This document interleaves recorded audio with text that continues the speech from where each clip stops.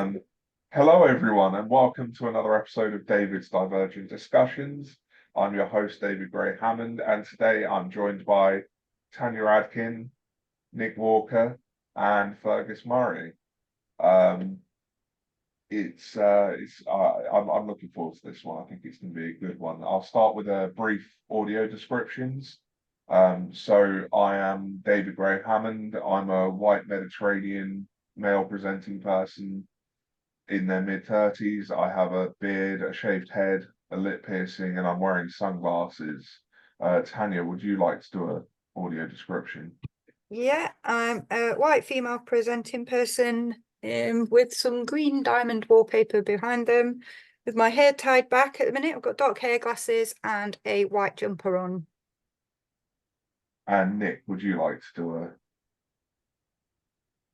Hello, yes, Dr. Nick Walker. I am a middle-aged trans feminine person who doesn't look it, and shaved head, and wearing a blue blazer and a purple shirt, and I got these big old headphones on my head.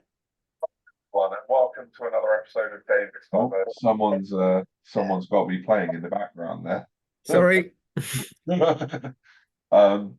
And Fergus, would you like to do a brief audio description? Sure. I am a white person with long hair, possibly indeterminate gender presentation. And age for that matter. I'm sitting in a fairly messy room, currently wearing a blanket over a shirt of Dogs in Space. And I'm wearing thick-rimmed glasses. Okay. Well, as I mentioned, we're here to talk about Weird Pride. So it is Weird Pride Day today, isn't it? So, Fergus, I think you've been quite a big driver in the existence of Weird Pride Day. Do you want to give us a brief description of what it was that brought Weird Pride Day into existence? Sure. So,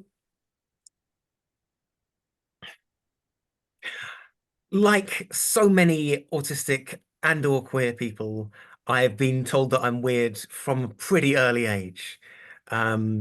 Fortunately, I was raised in a family of people who are quite weird and generally know it.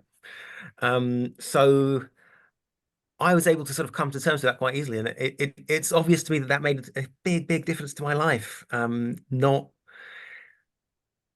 taking weird as an insult.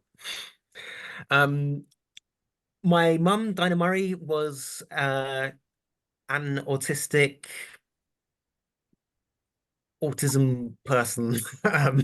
Very difficult to pin down. She did a lot of sort of bridge building and a certain amount of research and came up with a theory of monotropism. And she made herself a weird pride badge when I was probably about 15 or so. Just a big white badge with Weird Pride written in big felt tip letters, and she liked to wear that to formal events about autism and that sort of thing. So I credit her for formulating the idea of Weird Pride. But it has to be said that it's an idea which has repeatedly been reinvented. It's the kind of thing that people spontaneously come up with. So if you search Weird Pride on the internet for posts older than about 4 years old, then you'll find there are various accounts using the name and things like that. And Astrid Lundgren using the name Odd Pride on TikTok and making excellent science communication videos. So Dinah, my mum, died about 2.5 years ago. And while she was sick with cancer, I thought it would be fun to have a Weird Pride Day, to make sure that it was an idea that had legs, people keep on talking about it. And it turns out, the internet means that you can just declare that a day is a day, and then it is, if anyone believes you. which they have. So it's been running ever since. March 4th every year, mainly because I like the phrase March 4th, even though that's not how I would personally express dates. But I know that many people will. So marching forth, weirdly, has always been part of my vision of the whole thing. Fantastic. So I guess a good place to start might be wondering what weirdness means to us. I know for me, being weird is about more than just who I am. For me, weirdness is kind of a becoming for me. It's intentionally going against the grain. There's a level of intentionality to it in for me because I actually don't want to be normal. I tried being normal. It was not great. Um, so yeah, for me, there's an intentionality. I don't know if anyone else wants to weigh in with their thoughts. I Nick, think maybe? the weirdness thing as well. It's like, what does weirdness mean to me? I mean, I've never really been a person that you could categorize as normal, so I wouldn't know what. I don't think anybody is. Like, I think it's they're all making it up. It's got to be a big fat lie. So how would I know what weirdness means to me when to me it's not weird, and in the circles that I'm in, it's not weird. So it really is. I suppose it's just like a kind of reclaiming of the othering, isn't it, really, that goes on in society and that sort of thing. But yeah, I think if I was called normal, it would definitely be an insult. And Nick, did you have anything to add here? Yeah, I think I mean I totally agree, there about the intentionality of it. And it's I think weirdness is magic. I think weird is almost synonymous with magic to me. Like there's this, the normal is like this very mundane world that that tries to make magic impossible, that has very set ideas. Normal to me includes this addiction to the illusion of certainty and these ideas of everything has to stay within our very small, limited conceptions. And what's outside of that, what's outside of the knowable and certain, is the magic. And so weird to me, I think about it like the word queer as a verb sometimes. Like there's this act of weirding, of letting the magic in, of making cracks in the normal to let all the magic in. And I'm glad you mentioned that because for me, weirdness and neuroqueering in particular are very closely related for me because part of my own journey with queering my neurology is embracing weirdness and knowing that normal doesn't necessarily exist for me because it's not something I've ever been. I tried to, as I said, I tried to do normal or what I thought I was supposed to do for normal, and all I really found was that whatever it is doesn't work for me. So for me, like I see this deep relationship between queering of expectations and weirdness in itself. And I like that description of, letting the magic in because I think there's a lot to be said for that. Um, I've been thinking quite a lot about the relationship between weirdness and magic. Um, so I don't know if you know this about the word weird, but the way that it came into the English language is via magic. It originally meant fate. The weirds or the weird sisters were the fates. So the witches in Macbeth are the fates. Like they're it's clear from the way that people use the word weird before that that's who he was talking about. Um, and in his version of the story, yeah, they're witches. They're sort of a bit sinister. But in Shakespeare's main source text, they were fairies. So two different ways of being weird and magical, right? Which still sort of resonate in the present day. Um, and yeah, it's a lot of it's about possibility, right? It's about what you believe is possible. And part of the reason why neurodivergent people are so often seen as weird is because we don't like people kind of meet us and they're like, hey, that doesn't seem right. Is that can you do that? Is it okay to do that? So by being, yeah, by being weird, by not trying to pursue normality, you're leaving all sorts of possibilities open, which are shut down by default in societies that we live in. Yeah, and I like to, rather than thinking of things as impossible, at most I prefer to think of them as improbable. Um, I think, especially when it comes to who we are in our identity, the way we think, feel, act, behave, aside from the things that science as we know it currently strictly doesn't allow for, which, by the way, science seems to be allowing for a lot more with day in, day out. But aside from that, which is, I guess, in a physical sense, an impossibility, I don't see any real boundaries to what a person can be. And for me, I think weirdness is intentionally seeking out that lack of boundaries and seeing just how far out you can push things. I will say that it doesn't have to be intentional. Like many of us don't actually have a choice not to be weird. And I No, mean that's important, right? Because it's a pride movement. It's kind of a liberation movement. Um it's not, you know, I'm not just proud of like actively being weird. I'm refusing to be ashamed because I was weird anyway. I had no choice about it, but I am choosing not to like be scared of being weird. I'm choosing not to be ashamed. yeah. And I think that that's a good point to make because yeah, I do things with a lot of intentionality now, but I was the weird kid at school when I didn't want to be the weird kid at school. And that had its impacts. And I think that's an important part of the conversation. Um, but I don't know.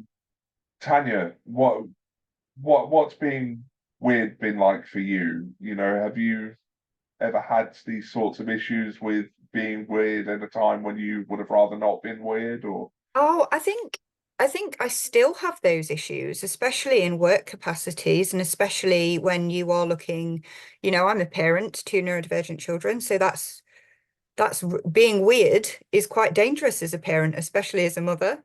Accessing healthcare can be quite, you can be discriminated against because of that. You may choose to disclose or not disclose.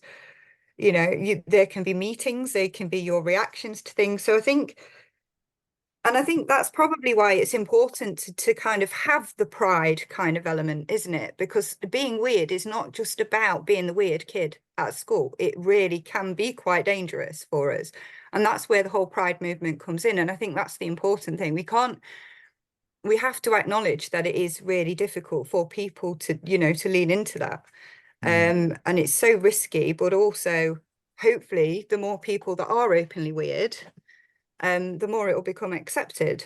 But even in spaces now, for me, there are times and places where it is not safe for to be yourself at all. And I'm quite privileged in terms of what I do for a living, who I know, what my qualification and knowledge is, but it's still not safe.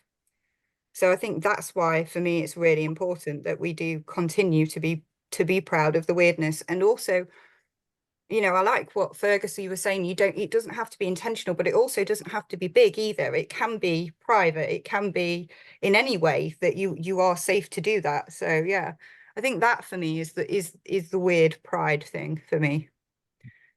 Yeah, we do need to talk about privilege, right? This comes up in the context of unmasking a lot when we talk about autism. Um, some people can be a lot more safely weird than others for a wide variety of reasons. We are all white on this panel, and that I'm not. makes it. You're not? No. Okay, tell me more. I guess I've only seen fairly grainy pictures of you. Right. Yeah. No. I don't want to get into it here, but that's not my ethnic identity.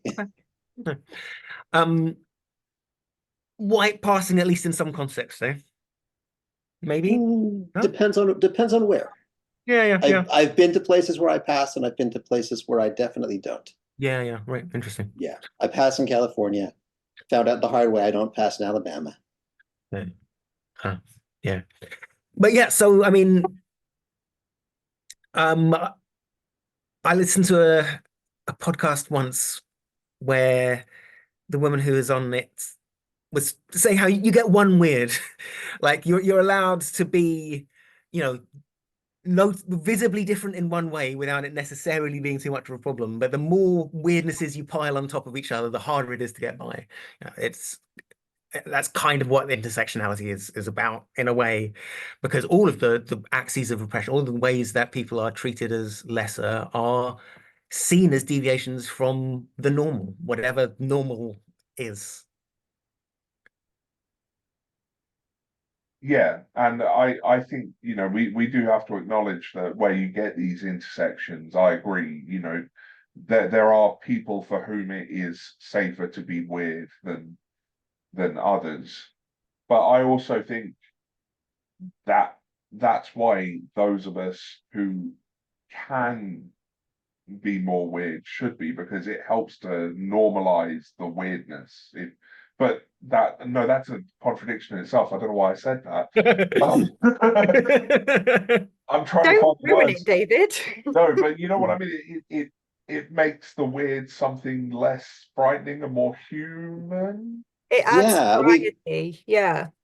we push the edges of it. There's almost, I think, even a moral obligation, if I dare say so, to push the edges of it because it makes this safer space. It's like, okay, yeah, I have some, measure of some measure of privilege in various ways, and so if I'm out here being super super weird, then that creates more freedom for someone who might be in a less privileged position to be somewhat weird because the edge is out there. I'm sort of out there, we kind of get out there and make ourselves targets in a way by being very openly weird, and that creates a space, and there's sort of I think there is a moral imperative to push that edge and make more space, so somebody in a more vulnerable position can come out there and be weird and not be such a target, because there's people like us being even more weird and horrifying the normals even more. Yeah. Sorry, carry on, Fergus. Yeah, so I'm a teacher, and a lot of my students, I mean, it's obviously without any judgment at all. A lot of my students are really quite weird. And I mean, to be fair, that's just true everywhere, right? Like people are weird. The normal is an almost entirely mythical ideal. And yet so many kids are ashamed of the things that make them weird, that make them different, that make them stand out. Um, so yeah, certainly in my role as an educator, like there are limits to how safely I can be weird, or how weird I can be safely. But yeah, I feel like I really need to be myself, to let kids know that it's okay to be yourself. Yeah, and I recognize my privilege here in that in my day-to-day life, people just kind of accept that I'm weird. And it seems to be one of the things they like about me. But not everyone has that privilege. Some of us have family experiences where that weirdness is penalized in some way, and sometimes in quite extreme ways. But I was actually wondering, because I'm aware, Nick, we've got you here, and you co-authored the Weird Like webcomic, and I was quite interested to perhaps have a bit of a discussion around weirdness in fiction, because I think sometimes you know, like all art, it can be a more open canvas, a way of illustrating a world that we don't necessarily see in front of us.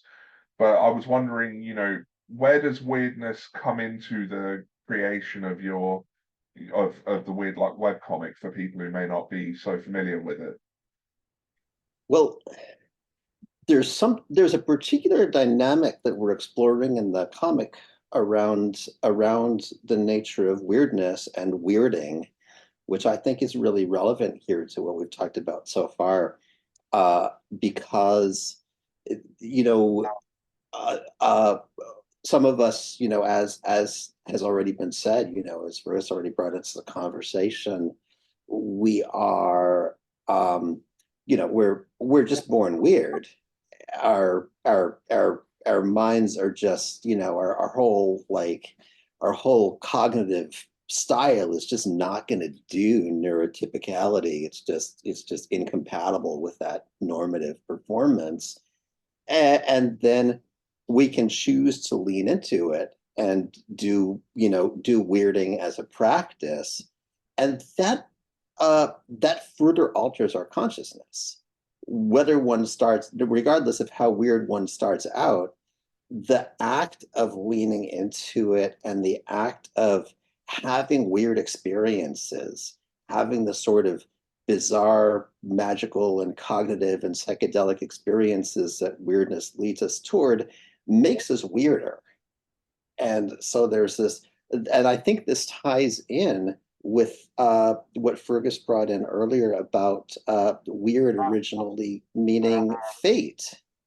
This idea that we're pursuing a fate or a destiny in a sense. We're moving towards becoming something by being weirder. And so what I'm playing with in the Weird Luck webcomic is that there's these characters who are born with weird luck, and they just they have particular, like, they're magnets for synchronicity and weird stuff happening to them repeatedly, and that living that way alters our consciousness in some way. And so with every character who has weird luck, you know, there's specific characters in the storyline who have weird luck, and with every character who has weird luck, they have a particular response to it in a particular way that it changes their consciousness. Like, what happens when your luck is so weird that you can't rely on causality? That changes your entire perception of how causality works and how reality works, and makes you into a stranger person in some way. And so that's one of the underlying themes that we'll see more of in the comic as it goes on. I quite like that idea of the weird luck changing their sort of conscious experience of the world, because as a weird person, I have to say that some of the weird experiences that I have gotten myself into have been quite life altering at times. And they're certainly not experiences I would have had if I wasn't weird. Um, I Fergus or Tanya, do either of you have any sort of weird experiences that have made things weirder for you? I mean, there was the time of the worm. Um, I I haven't heard this. no, so I You mean, have to say more. there were a few times in my youth where just really weird things happened. I didn't know what to make of it. So the time of the worms, me and a bunch of friends came out of a friend's house. It was late. You know, we've been hanging out until 2 in the morning or something. But on the pavement, on the sidewalk outside his house, there was like it looked like a stick about that kind of length. Um, I kicked it absentmindedly, and rather than doing the stick thing and going like that, it bent. It's like, wait, that's the longest worm I've ever seen. And it was this worm. One end of it was in the pavement, so I could only see one end of it, about, getting on for a foot long. Like, that's quite weird. Walked on, realized that there was another one a couple of feet onwards. And the neighborhood was filled with these unbelievably long worms, biggest worms I've ever seen in my life, more worms than I'd ever seen in my life. And that was it. Then we went home. But what's But it cool was just about that? such a bizarre experience. But And that, like, yeah, that's cool because I bet like a not weird person probably wouldn't have even necessarily taken much notice of a stick-like thing on the pavement, you know.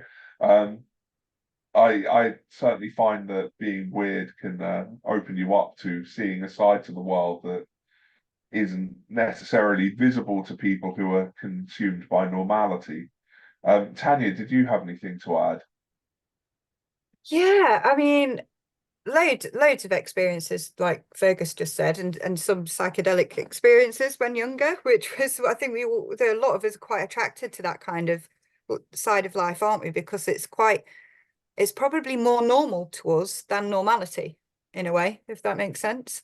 But I don't know. I think the way that our weird brains kind of see things on a day-to-day basis, it is just a series of weird events after another, especially when you're witnessing other people moving around in such ways that seem weird. So we're labeled as the weird ones, when actually, if you've ever sat in a meeting with a bunch of neurotypicals, scratching your head thinking, how are you not seeing this? And all that kind of like, who's the weird one, really, you know? But and that's just that's a daily basis occurrence. I mean, how many conversations have we sat there and had David and been like, no, somebody must have thought this, or you know, or somebody must have seen this. But yeah, I think as well, like a lot of my weird experiences come from my sensory experience, which is it can be kind of spiritual in a way, I think. Um, and also connecting with other weird people. I think because that doesn't happen a lot until we can get into a position where we know ourselves well enough to kind of curate our environment and be surrounded by other weirdos. We don't necessarily feel that connected to anybody or the world. So I think that can be quite magical as well, as a kind of, you know, coming into when you're first coming into basically an environment full of weirdos that you may not have had access to, especially when you're younger, because everything is so controlled, isn't it? So you don't have the freedom to go out and find other weirdos as well. So that in itself is very magical. So yeah. I would also like to just sort of zoom in on, you know, you mentioned like other people seeming like they're the weird ones. Like something that I've said for years, because over the last sort of half a decade or so, pretty much everyone I interact with is neurodivergent in some way. And it's made me realize that weirdness really is sort of in the eye of the beholder to an extent, because I have realized when I'm not around other neurodivergent people, I feel really out of place and kind of like, this what are you doing? Like, I don't know what you're doing. Why are you doing it like that? That's really weird. But actually, like there's this element of like you get so used to being around other weird people that when you step back into the, I don't know, the mainstream world, I don't know how to describe it. I'm Back really into trying the to avoid using the Matrix, word or normal, yeah, where you have but to do yeah, that thing called work. yeah. Like when I step around, for example, as you mentioned, neurotypicals, they seem weird to me. But when I say that, like, I don't see being weird as a bad thing, but there is almost like a discomfort at times when their weird doesn't match my weird, if that makes sense. Mm. I feel like there's something to be said about discomfort, isn't there? Because a lot of the reason why weird people are treated badly is because by being weird, we force people to be slightly uncomfortable. Um, as discussed, we largely don't have any choice about being weird. So I don't think we should feel bad about making people a bit uncomfortable, but also, there are limits, aren't there? One of the things about weirdness is that it's associated with creepiness, in ways which are both fair and unfair. So, all of the ways which autistic people are weird turn out to be like ways that people find people creepy. Things like not making eye contact, not navigating personal space in expected ways, laughing at times when other people don't expect it. Um, all of these things mean that it's quite easy for weird people to come across as creepy, and I wish that I had better ideas about how to navigate that. I just mostly encourage people to be quite cautious about it and considerate, and like, be weird, but try to notice when you're making people excessively uncomfortable. I know, Nick, you and we did a podcast a while ago now where we were talking about neuroqueer theory, and we were, hang on, I'm losing my train of thought. We were talking about sort of how a lot of things are socially constructed.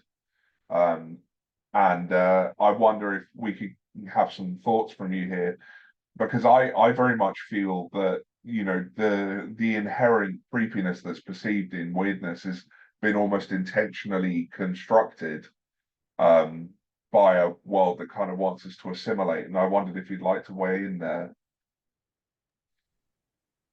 I mean, yeah, I think so. It's, I don't think anybody's creepy to themselves. And, fellow autistic people don't register as creepy to me. But uh, at the root of this is fear, I think. Again, I think that the driving force behind normativity in all its forms is this addiction to certainty and this fear of uncertainty, the fear of ambiguity, the fear of uncertainty, the fear of not knowing what's what. And that fear of uncertainty is such a driving force for most humans, and and the driving force behind hegemonic normality. So the weird are feared. They're figures of fear, and all of the hatred or ridicule or whatever else weird people encounter, at the bottom of that is genuine fear. So I think that shows up in the way that we get mythologized. And so, we have hundreds and hundreds of generations, of literature and story and art, where the evil characters are coded as weird. They're coded as queer. They're coded as autistic, even before that was a thing, even before there was a name for that. Just like, I mean, standards of standards of what's attractive and what looks wrong is very much about these particular societal norms. It's very much about who's got the power, about whiteness, and I mean, Disney villains are designed to look Jewish and to come across as a little queer. And it's built in, and we're raised with it ourselves. We're raised with this idea that, I mean, that certainly shaped my approach to life and art, and writing the Weird Luck webcomic, and all of that was realizing as a kid that the villains in comic books were designed to come across like me. They were designed to look like me. That I couldn't relate to the heroes, because all the villains were neurodivergent coded and weird coded and queer coded, and like, this is what you should fear. This person has something wrong with them. And I was like, oh no, these are the ones I relate to.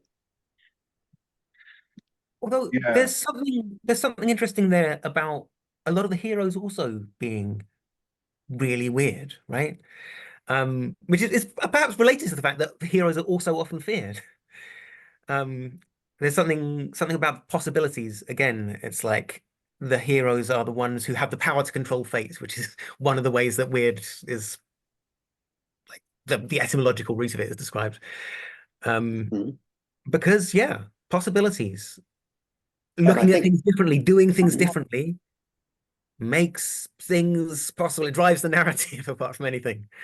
that's So happened more, right? That's happened. That's been a big shift in comics over the course of our lifespan, certainly. I mean, the X-Men is very much about that sort of thing, about that, these are the weirdos, and I think it's, that's been a shift because now, it's the weird people who make comics. It's the weird people who make good comics and good TV shows and such.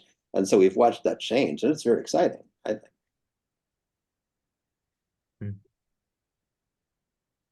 yeah, and I think I'm losing my train of thought again already. It's one of those days. Um, I can't remember what I was going to say. It will come back to me. Tanya, do you have anything to weigh in? I think it's just like I get what you mean about the creepy thing, but for me, I think it's whatever can be societally mobilized against us, isn't it? I don't get the creepy thing, I get the aggressive thing. You're too aggressive, you're too outspoken, you can't be that blunt.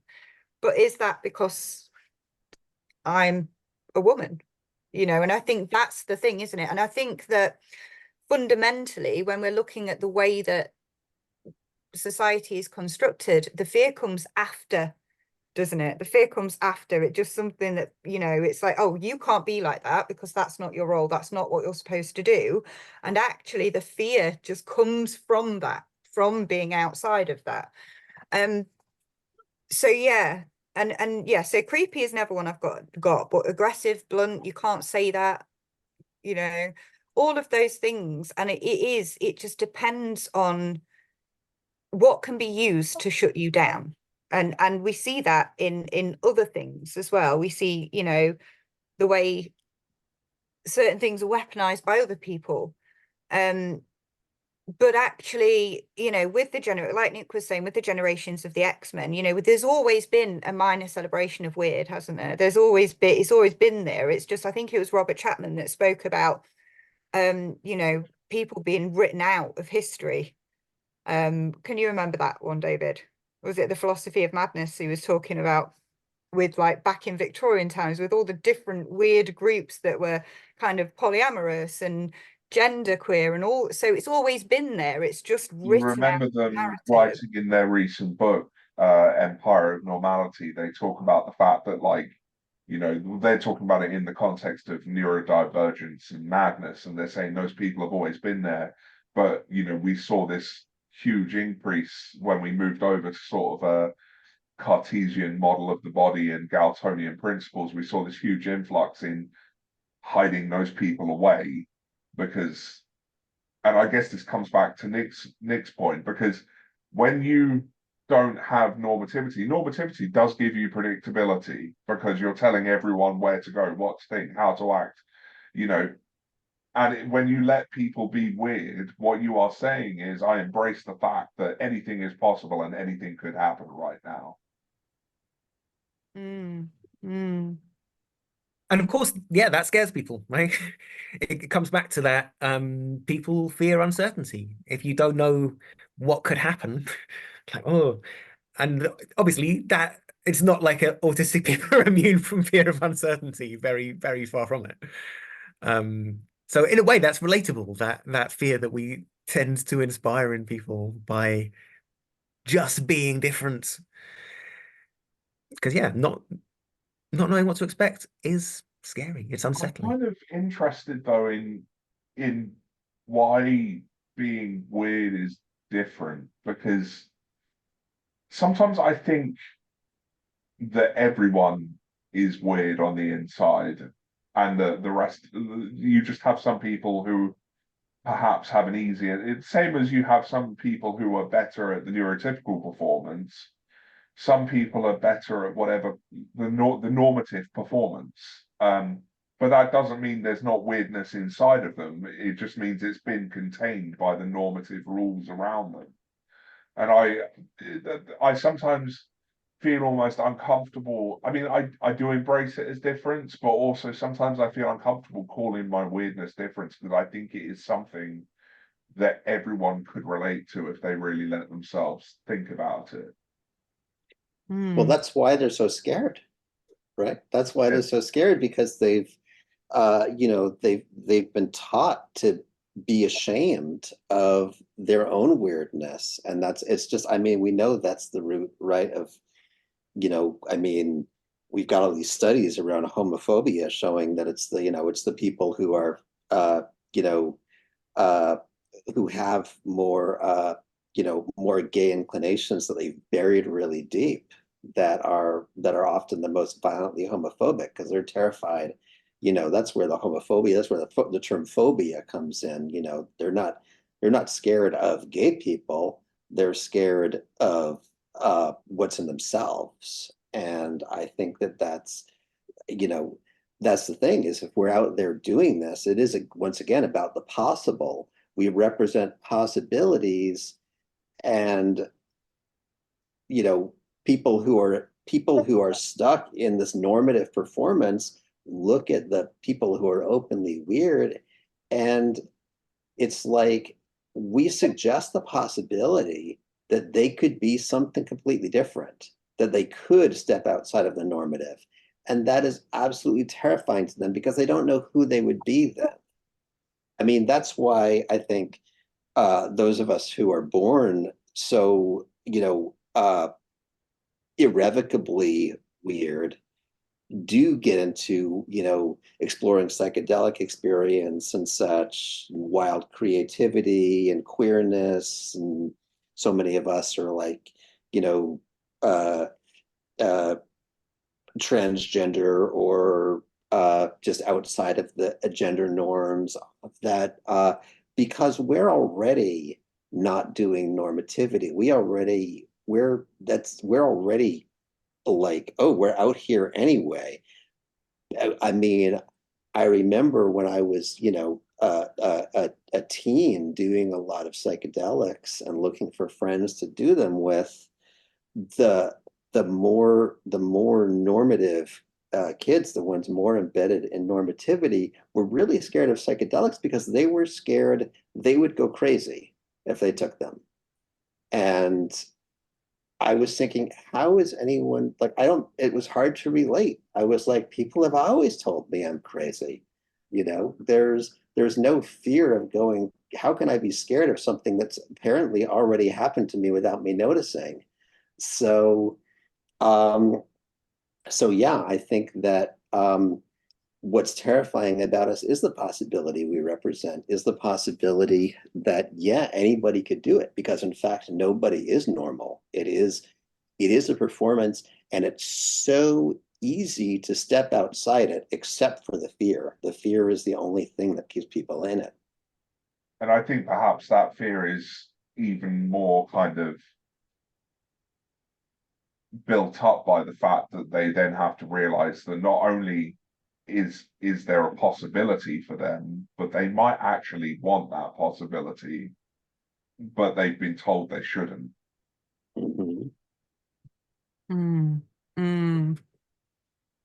And I suppose that does make us scary as well. If we've always existed outside of the norm and outside of the weird and outside of what's acceptable, then it's that saying, isn't there? There's nothing more scary than somebody with nothing to lose. So it opens up the possibility, I mean, social conventions, when people, you can't say that. Why? Is it not true?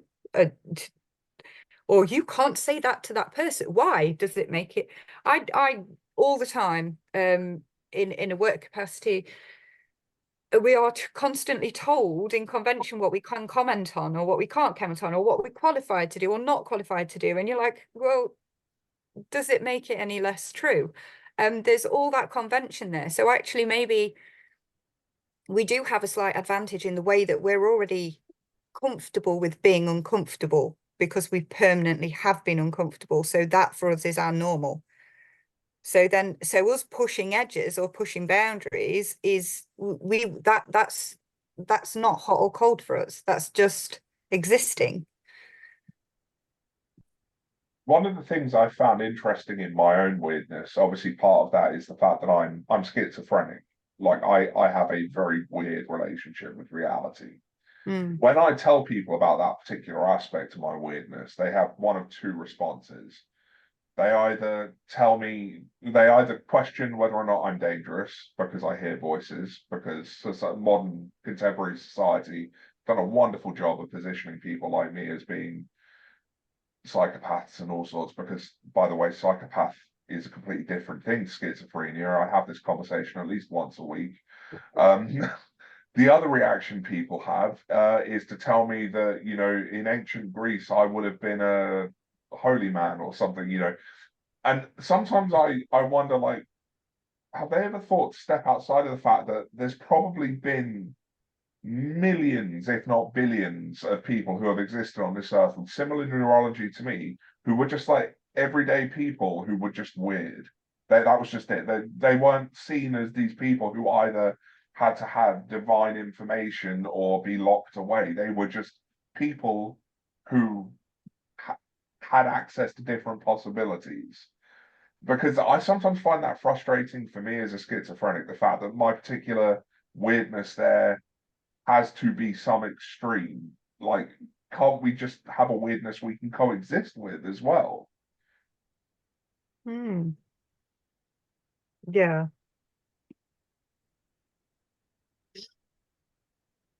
So Yeah, there's this. Oh, go ahead. Carry on, Nick. Oh, I was going to say there's this strange combination of I think you're onto something here. There's this strange combination with the weird of fetishizing us, like pathologizing us and romanticizing us at the same time. Yeah, and I think that's about the fear and what people project onto us. There's some projecting their own shadows onto us, their own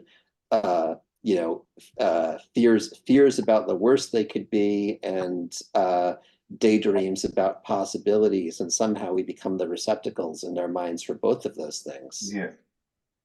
Yeah, and sometimes I find that when you have that kind of fetishized existence, people forget that there is a person in the middle of that existence with everything branching out from it, And yeah, do you know what? Like, I've been in my brain for 30 odd years. There are a lot of possibilities I've discovered, and I discover new ones every day.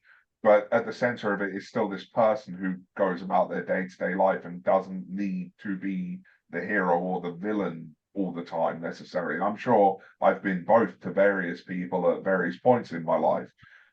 But fundamentally, and this is why I like Weird Pride, it's because it's about being human, not some model of what a human is told to look like.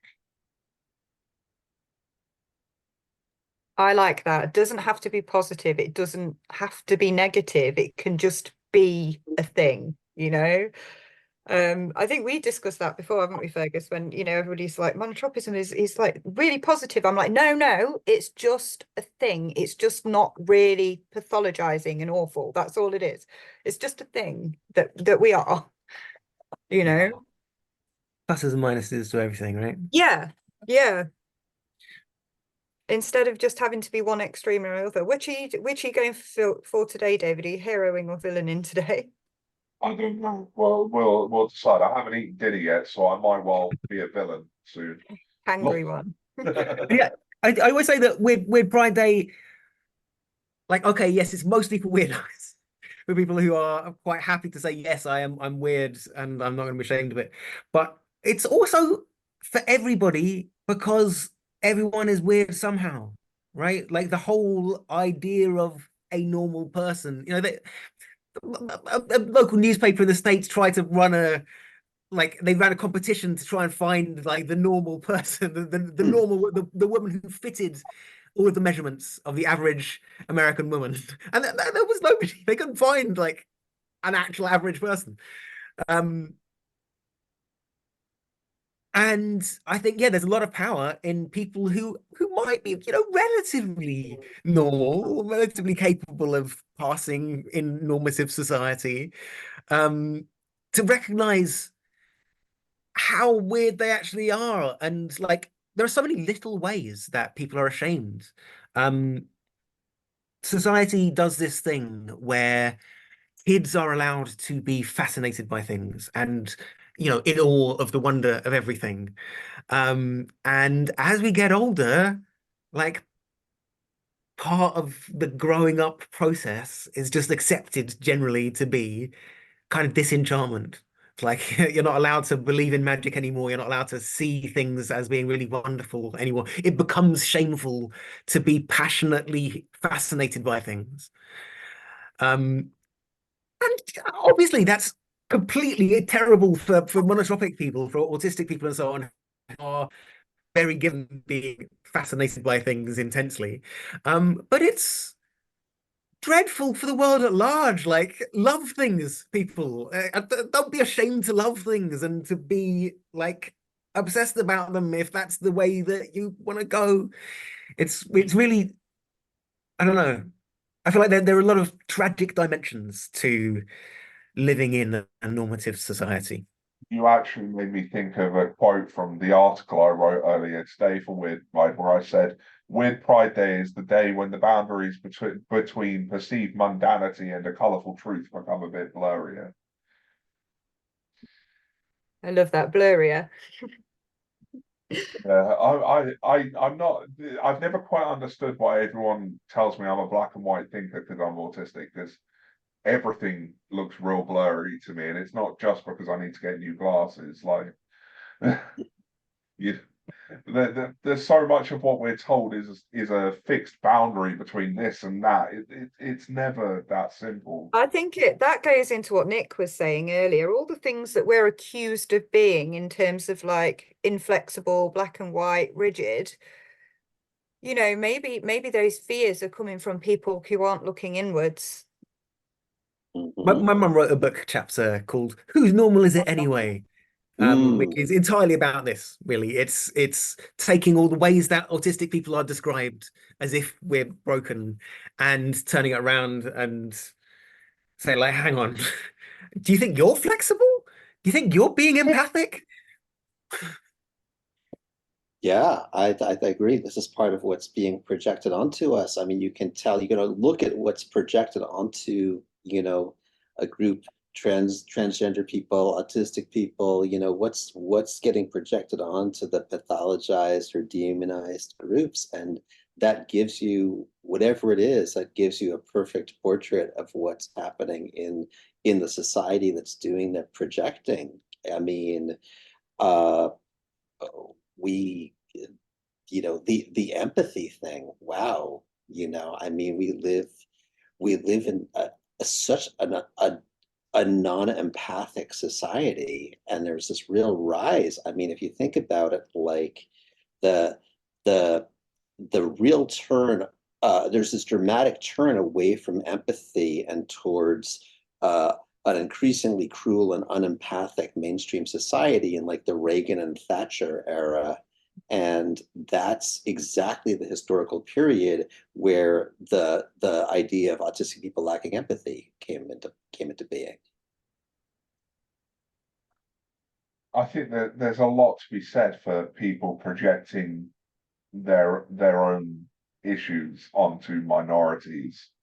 And I think it actually, in a way, I mean, I love autistic culture from the experiences I've had of it.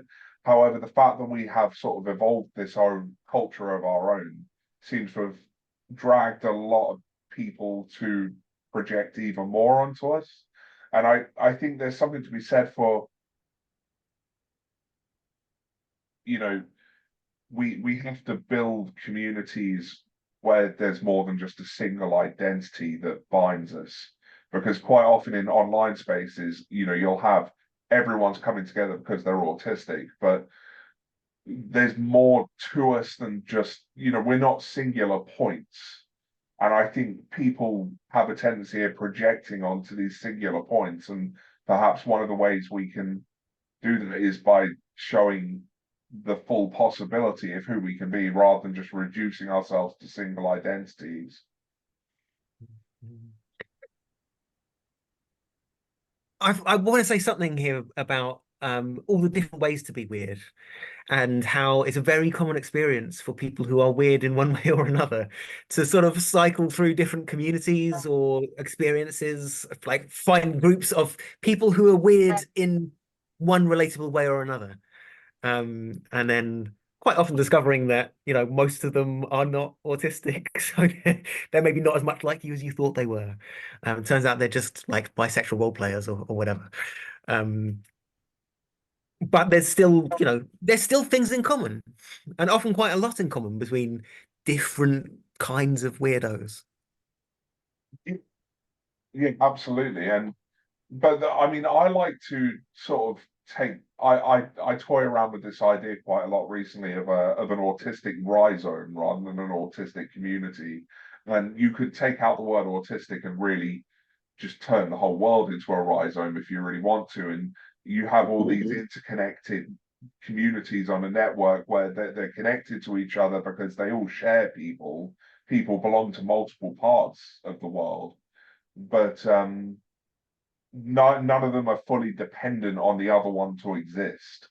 And the world I dream of is a world where you know you have this mutual coexistence and acknowledgement that people belong to various parts of the world without forcing them to depend on one particular group's views to exist. I'm aware we've been going for a while now, so it's probably getting close to time to wrap up. Does anyone have any closing thoughts? Relating to that, something that we've talked about,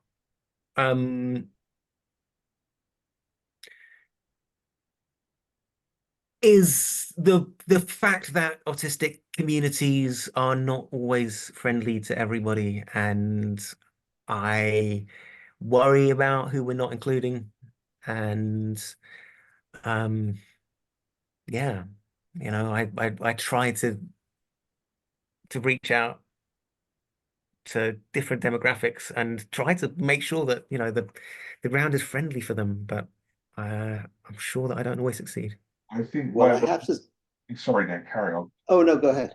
I was just going to say where we have these communities forming, I think we have to be careful that we don't build our own sort of normativity within those spaces, because I see concepts that have gone around the autistic community so often that they've almost become rules that we have to live by, like an identity politics. And I think sometimes that can be quite restrictive, especially for people who are trying to explore their own neurodivergence for the first time, because it means people inadvertently feel like they're being gate kept out because they don't know the rules. Yeah, there are so many unwritten rules, especially in online spaces, which is ridiculous, really, considering that we're classified as having social communication disorders and not picking up on the nuance. But yeah, there are an awful lot of unwritten rules, more so within autistic spaces, I would say, than neurotypical spaces. Well, depending on what space you're in, but there are an awful lot of, and also I think we have to kind of, a lot of that culture really that has developed really is self-protection, and I think any space that is for people that are classified as weird and villainized in a way can become very reactive and in a way of protecting itself, and that's if people are creating themselves a safe space, then they will guard it. And we have a lot of trauma within our communities as well, which also affects the way that we may experience the world. We're not just all one ready salted flavor of autistic, are we? There's a lot of different, nobody's the same, and there's more diversity within neurodivergence than anywhere else. Well, because I would say that neurotypical people don't exist, really. I don't think they do. I think it's literally just a way those people are just lucky enough to identify and be comfortable with the idea of being labeled in that particular way, and that's all there is to it. And they can tick the boxes in order to be able to do that, or they, you know, they can keep it under wraps, or, you know, they're rich enough that, you know, their weirdness is not pathologized and it's just seen as eccentric, or they're academically gifted enough that, you know, we always think the academics, you know, they're all a bit weird, but, you know, they're doing great things, moving things forward. It, you know, it's the normal weirdos that I always think. The normal weirdos. And that is a thing. You know, the ones that don't, you know, wait, when do I pick up my special skill? You know, where's my thing? And that's always the one, you know, the ones that don't have maybe that weirdness that makes them acceptably weird or exploitably weird. They're just plain weird. So yeah, I think that's my parting thought, even though I can't remember what that was because ADHD, but there we go. Nick, gotta- did you have something to add? Yeah, I gotta say, I mean, we've come around sort of to autistic community. I want to bring it back to weird and weird pride. I don't do autistic community anymore. I've come to the conclusion, I mean, you know, autistic people are not my community. There are some autistic people who I feel a sense of community with, the people right here in this call, for instance, for sure. But do I feel a sense of community with Elon Musk or with all the autistic incels? Not really, no. And frankly, you know, I mean, the only people who have made the mistake of trying to bully me for the past few decades have been autistic activists. The only people who have consistently plagiarized me in academia have been autistic scholars. That's not my community. And I think it's a mistake to build a community around any identity label. I don't, there's no identity, there's no community I identify with around a social identity, around a gender or an ethnicity, much less a race, which is intrinsically a racist concept, or a you know, a nationality, or a so-called neurotype, which is something I don't even fully believe in. So I build my sense of community around practices rather than identities. Identities are just a symptom of fear of uncertainty. They're highly normative. I mean, there's nothing liberating about identities. If there were, there wouldn't be corporate DEI departments that are obsessed with identity. So for me, it's all about the practices. It's who's engaging in queering, who's engaging in neuroqueering, who's engaging in weirding, and how. Who's engaged in the practice of empathy and compassion and love? Who's engaged in the practice of seeing what their highest potentials are for making positive contributions to the world and to the life of other people? All of these things are what matters to me, and that's who my community is. That's who I define my community. Are we able to do this practice together? Are we in some way accomplishing the same thing in the world? And that's so much more meaningful to me than any fixed identity. And I think that's part of the weirdness. It's like the very concept of identity as fixed identities as meaningful is something that I'm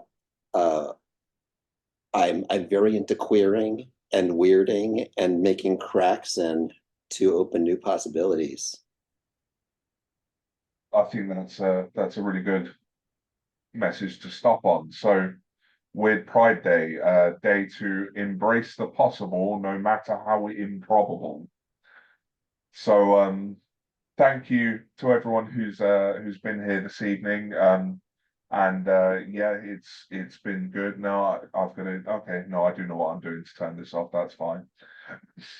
We could have just been stuck here forever, you know, sort of 90 years from now, just be our skeletons sat here. We'd be in good company. We would. All right. Well, thank you to everyone who's come and tuned in this evening, and thank you, Tanya, Nick, Fergus, It's been a really good conversation, and yeah, I will catch you all in the next episode, which I don't know when it is because I don't keep track of those things. I wait for my computer to tell me I'm supposed to be doing something. So thank you. Goodbye. Thank you, David. Thank you all. Thank you. Right.